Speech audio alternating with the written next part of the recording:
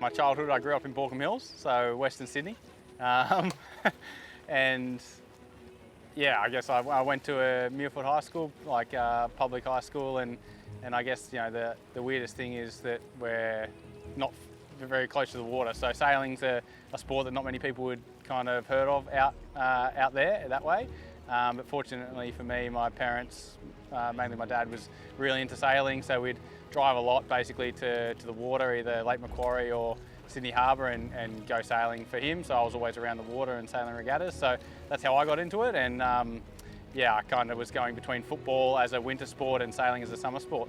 And in the end, I ended up choosing sailing, and that's kind of just the normal Sydney-sider upbringing.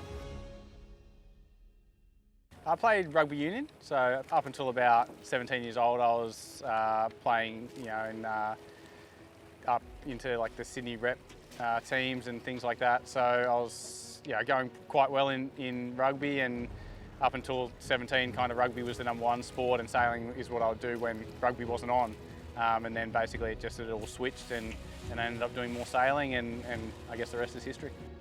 I've been around sailing for as long as I can remember, really, and kind of dabbled in and out. Obviously, the start of racing is a bit different than the first time I got put in a sailing boat.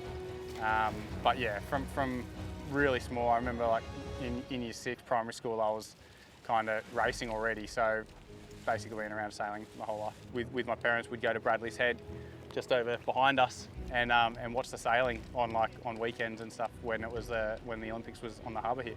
Yeah, I think it was a bit of a tradition that we'd just stop at the local store as it was, and just get a bunch of lollies on the way there. And me being, well, how old was I? I was 10 years old. That's one of the best memories.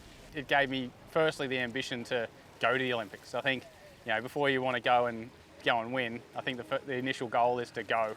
A lot of these things, like obviously there's only one winner. So the initial goal for a long time was to go when I was a younger kid, and then as I started to progress and get better, then it was I want to go and I want to win. I think something really different with sailing is that it's just a single person sport mainly. Ironically, I'm now sailing a double-handed class, but the big draw card was obviously in football teams you're surrounded by a bunch of other people in the team, which is good because you can rely on them to help you out a lot.